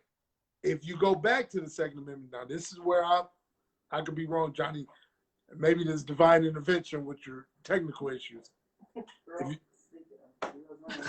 If you go into the original purpose of the Second Amendment, it wasn't to defend your home. Nothing is written in there to defend my home or my personal being and my, I don't want to say property, but my wealth. And I don't see any of that written in the Second Amendment, that you are allowed to bear arms to defend your own personal being. Is obviously evolved into that, because the United States isn't asking during World War I, World War II, Korea, Vietnam, Persian Gulf War. It's not asking for its citizens to defend, but it's also because there hasn't been any attacks other than Pearl Harbor and 9/11 that we can say are acts of war against American soil. But my question would be, how come September 12th, why was there not a call from George W. Bush for people to execute their Second Amendment right to terrorism? Everybody in New York, arm yourself against terrorists. Okay. If that's what the purpose was, then why don't I see it? Johnny, man, I feel so bad. So this is what happened historically with, the Second Amendment, because we just talked about how it was originally not personal for the personal defense. So what happened was the Supreme Court affirmed that it also belongs to the rights of individuals to use self-defense in the home later. Yeah.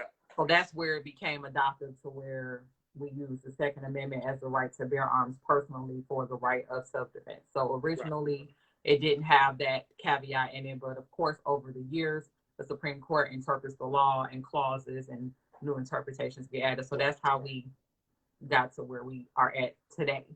So I think, though, like people were saying in the comments, how, even a person of great mental status can have a moment where they can snap or be a crime of passion. So you can't, of course, just eradicate violence, period. And then you have criminals who want to be criminals or get weapons off the black market, et cetera, that we're not supposed to have.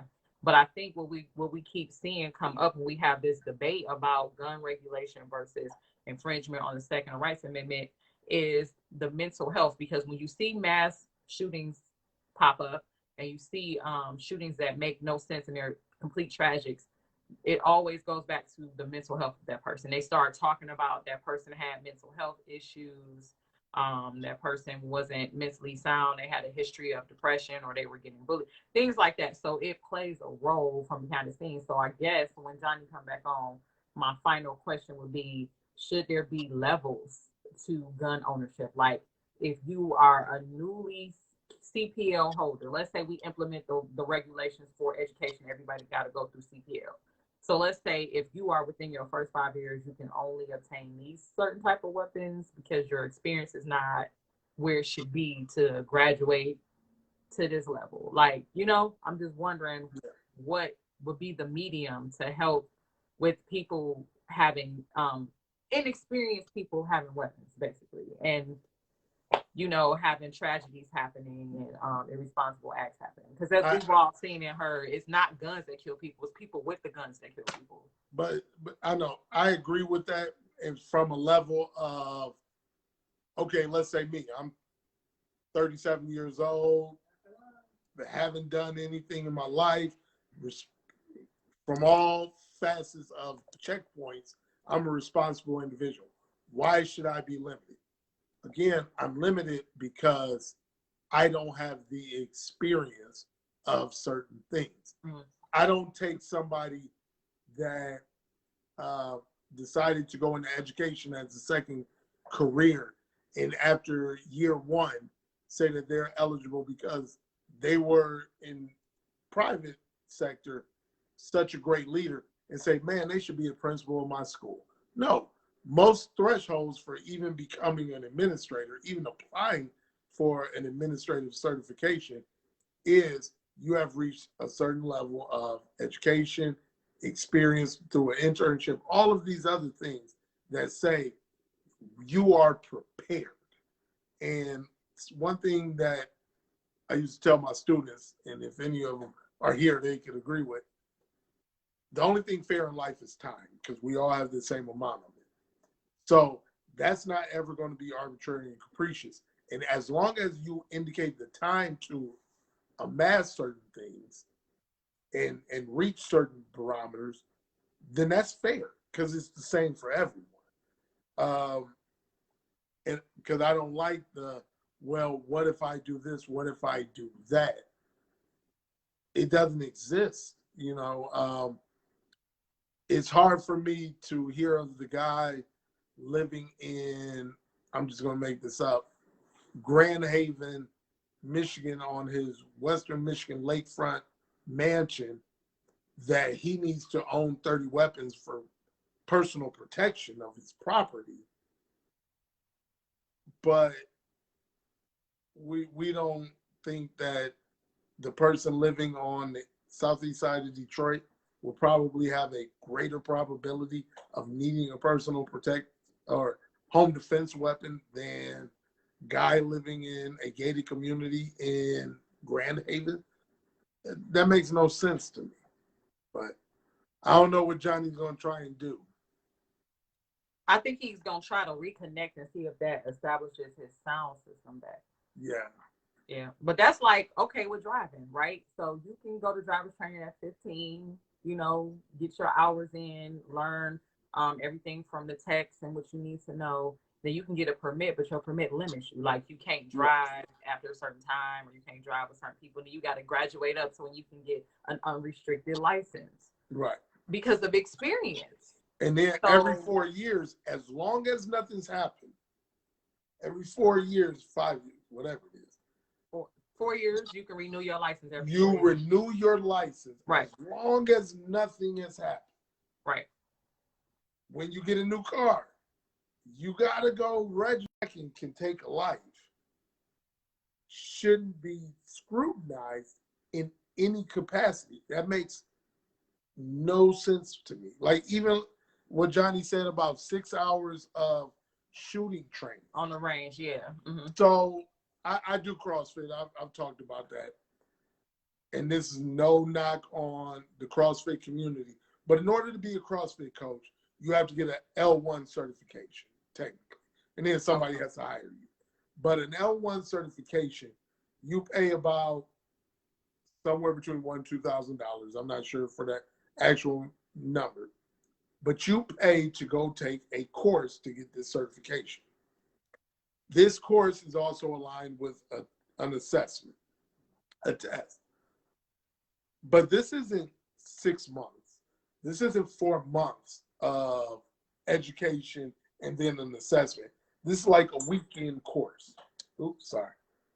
This is like a weekend course. So if you go through this weekend course, all of a sudden, so Friday, I'm just a person that likes CrossFit. Maybe never done it before in my life. Monday, I can be, because I'm smart, I can be an L1 coach. And you're telling me that that person is going to sit in front of people and divulge good coaching and fitness to others. No, get out of here. I got a roommate from college that coaches at the University of Minnesota, and he has a degree in strength and conditioning, and he's nationally certified. There's two different parameters of that.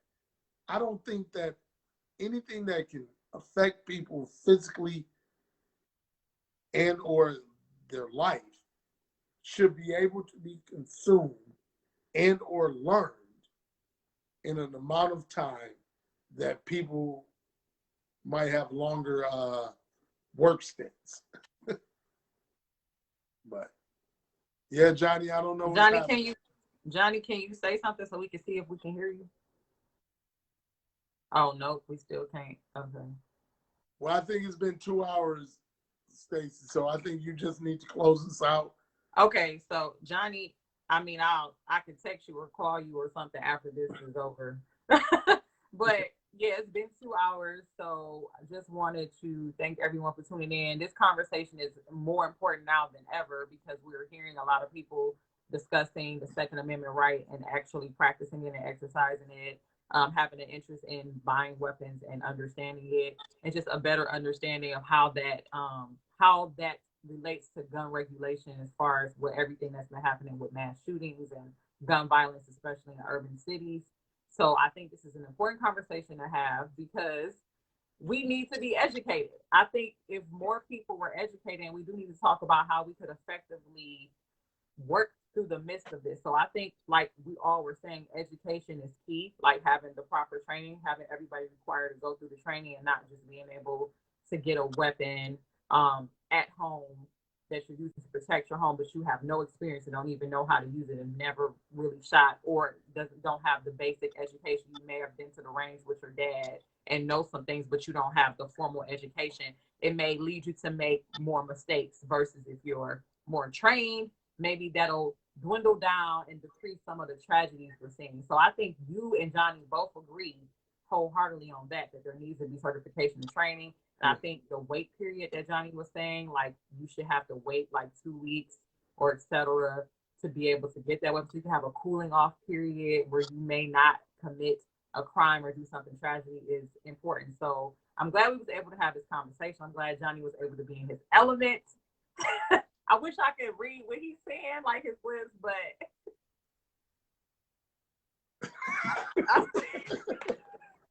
Oh Put it my in the God. chat, Johnny.